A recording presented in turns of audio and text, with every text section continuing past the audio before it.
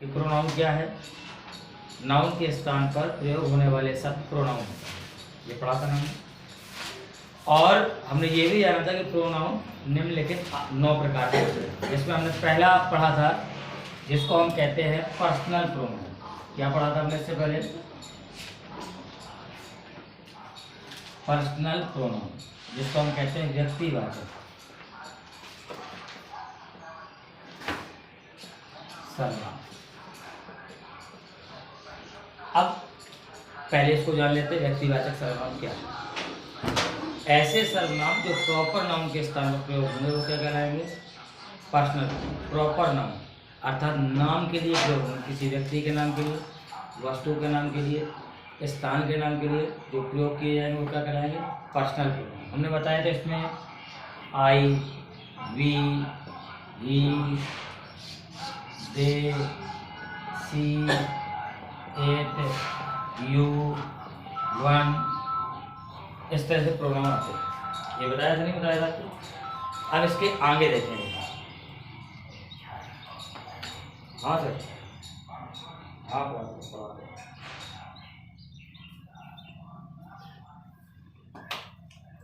अब हम दूसरा प्रोनाउन जो पढ़ने वाले हैं जिसका नाम है डेमोन्स्ट्रेटिव प्रोनाउन। बेहद महत्वपूर्ण प्रोनाउन है डेमोन्स्ट्रेटिव।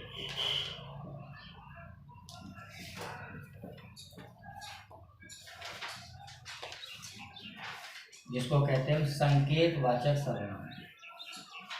संकेतवाचक सर्वनाम साथ में लिखते जाइए।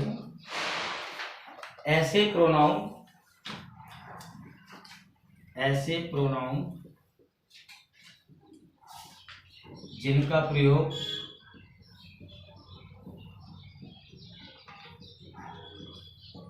निकट या दूर की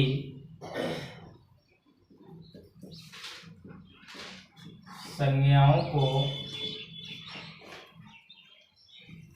संकेत करने के लिए किया जाता है,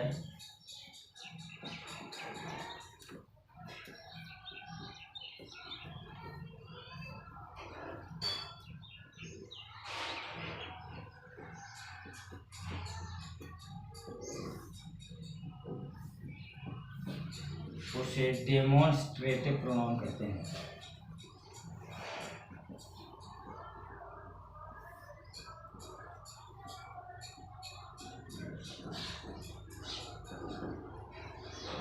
जैसे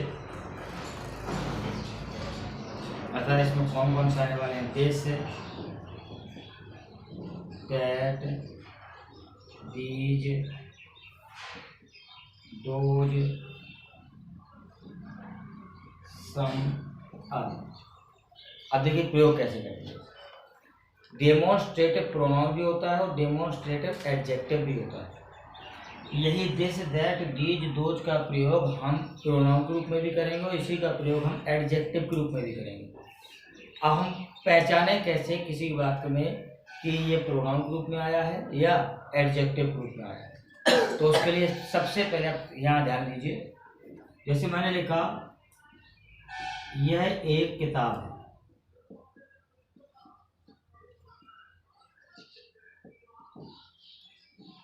दिस इज ए बुक। फिर मैं लिख दूँ यह किताब मेरी है,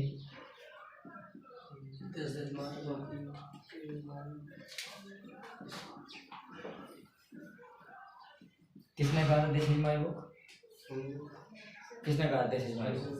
आपने, गलत हो गया भाई। यही समझने की बात है। अगर मैं कहूँ दिस इज माई बुक तो दिस यहाँ काय का काम करेगा? प्रोनाउन का। लेकिन यहाँ सब्जेक्ट खोजिए, कौन मेरी है? यह किताब। क्या मेरी है? यह किताब। तो यहाँ पर कर्ता जो बनेगा दिस बुक बनेगा। क्या बनेगा? This book is mine. यहाँ पर आप ध्यान दीजिए, यहाँ पर ध्यान दीजिए। यहाँ पर दिस के बाद क्या कोई अन्य दूसरा नाउन प्रोनाउन आया है? नहीं आया। लेकिन यहाँ दिस के बाद नाउन लगा है ना।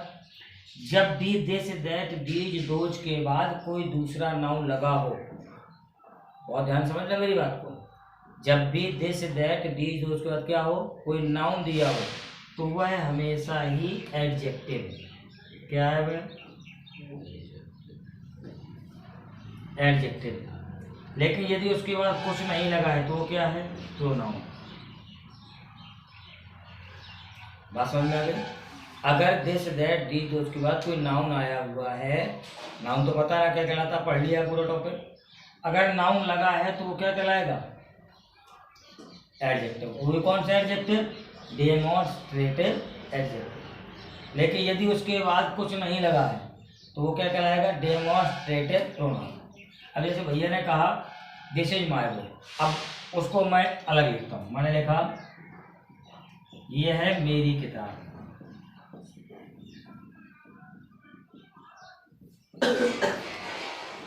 This is my book. इन दोनों में कोई अंतर दिख रहा है? दोनों बात करो हिंदी में। यह किताब मेरी है और यह है मेरी किताब। यहाँ पर हम किताब की विशेषता बता रहे हैं कि यह वाली किताब मेरी है, लेकिन यहाँ पर हम विशेषता नहीं बता रहे हैं। हम कह रहे हैं यह किताब मेरी, यह मेरी किताब। यहाँ हम इशारा कर रहे हैं। इस वाले सेंटेंस में हम उसकी ओर क्या कर रहे हैं? इशारा कर, इंगित कर रहे हैं यह है मेरी किताब। लेकिन यह किताब मेरी है तो इस किताब की विशेषता यह है कि यह वाली मेरी। जब भी किसी भी संकेतवाचक सर्वनाम के साथ नाउन लग जाए तो समझ जाइए कि वह सर्वनाम नहीं, क्या है? विशेषण। बात समझ में? मैंने कहा यह मार्कर मेरा है, तो यह के बाद मार्कर बोल दिया ना हमने। अगर यह के बाद मार्कर बोल दिया तो निश्चित हो गया कि यह शब्द क्या है यहाँ पर? एडजेक्टिव। लेकिन यह मार्कर मेरा है, यह मेरा मार्कर है, यह मेरा मार्कर है। अब तो नहीं लगाना ना हमने, नहीं लगा तो यह क्या हो गया? This is my marker. This is my marker. तो दिस के बाद क्या कोई मार्कर आया है क्या? नहीं आया ना, तो क्या होगा? ये प्रोनाउन। इतनी बात समझ में आ गई? अंतर समझ में आया एडजेक्टिव और प्रोनाउन का? किसी को कोई कंफ्यूजन, कोई डाउट? नोट करो जल्दी से।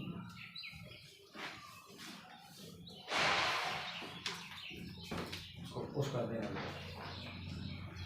पुश कर देना, पुश पता ही होता है।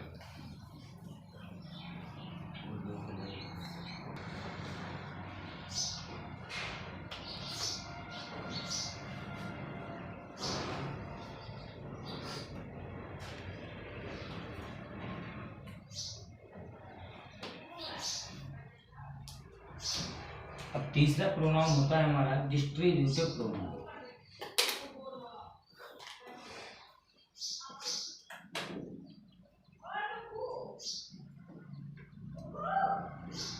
इसे कहते हैं विभक्ति सूचक सर्वनाम।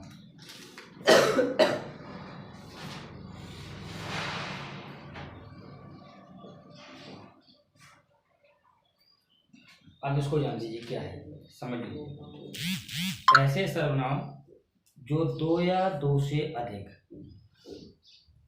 संज्ञाओं में से प्रत्येक का या एक एक का अलग अलग बोध कराएगा। या तो प्रत्येक का बोध कराएगा या दो या दो से अधिक लोगों में से प्रत्येक के साथ साथ एक एक का अलग अलग बोध कराएगा। तो क्या कहलाएगा वो? Distributive pronoun. बात समझ में आई? दो या दो से अधिक संज्ञाओं में से प्रत्येक का या एक एक का बोध कराए, वो क्या कहलाएगा? Distributive pronoun. बंद हो गया क्या? रिकॉर्डिंग चल रही उसकी? देखो एक बार चालू है, अभी आवाज आई थी ना। ऐसे सर्वनाम जो दो या दो से अधिक संज्ञाओं में प्रत्येक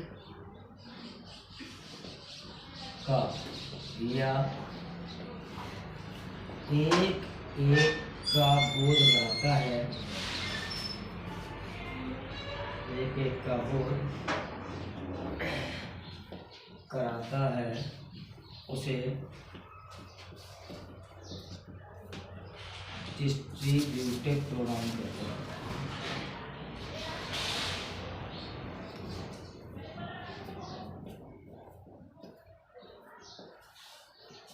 इसमें निम्न प्रोनाउन होते हैं।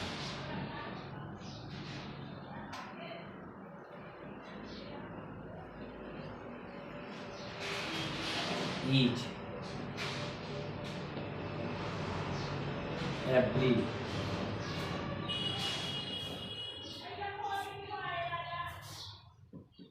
either, neither, आदि। अब देखो, जैसे अभी हमने देखा था कि डेमोन्स्ट्रेटिव प्रोनाउन डेमोन्स्ट्रेटिव एडजेक्टिव की तरह काम करता है, उसी प्रकार ये डिस्ट्रीब्यूटिव प्रोनाउन यह भी डिस्ट्रीब्यूटिव एडजेक्टिव की तरह काम करता है। कंडीशन वही है, अगर ये अकेला आएगा, इसके बाद कोई नाउन नहीं होगा, तो ये क्या कहलाएगा? प्रोनाउन। इसके बाद कोई नाउन लग गया तो क्या कहलाने लगेगा? एडजेक्टिव। अब ये प्रोनाउन यही हो रहा था ना, दिस बुक या दिस इज माई बुक, दोनों मन करता है। दिस बुक लग गया तो दिस के बाद बुक आया था, इसलिए क्या कहलाया? वो एडजेक्टिव कहलाया। उसी प्रकार इसमें हो, जैसे मैं कहूँ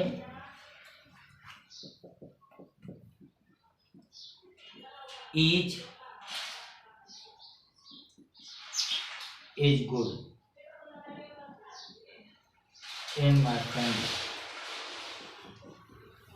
मेरे परिवार में प्रत्येक अच्छा है, हर व्यक्ति अच्छा है। मेरे परिवार में हर एक अच्छा है, मतलब कोई बुरा नहीं है। तो यहाँ पर ईच के बाद सीधे क्या आया हुआ है? हेल्पिंग वर्ब आई है। तो यहाँ ईच का काम करने लगा सब्जेक्ट का, अर्थात प्रोनाउन का काय का काम करने लगा। बस समझ में आ गया। अब मैं यहाँ पर लिख दूं each boy of class is not good. कक्षा का प्रत्येक लड़का अच्छा नहीं है। कक्षा का प्रत्येक लड़का अच्छा नहीं। तो यहाँ पर ईच के बाद क्या लगा है? बॉय, नाउन लगा है। तो यहाँ पर जो ईच लिखा हुआ है, ये क्या है? प्रोनाउन नहीं। क्या करें यहाँ पर? एडजेक्टिव। क्या है? एडजेक्टिव। मैंने पहले दिन भी कहा था कि अंग्रेजी में एक ही शब्द कई काम करता है, वही नाउन काम करे, वही प्रोनाउन काम करे, वही एडजेक्टिव काम करे। कहा था अंतर क्या? उसकी पोजीशन, कि वो किस पोजीशन पर प्रेजेंट हो रहा है। यहाँ पर ईच वही है, प्रोनाउन का भी काम कर रहा है, यहाँ पर एडजेक्टिव का भी काम कर रहा है, लेकिन उसकी पोजीशन कैसी है? यहाँ पर विदाउट नाउन है, यहाँ पर विद नाउन है। जब विद नाउन आएगा तो एडजेक्टिव कहलाएगा, विदाउट नाउन आएगा प्रोनाउन कहलाएगा। बात समझ में आ रही है? एवरी और ईच दोनों का प्रयोग प्रत्येक के अर्थ में करते हैं।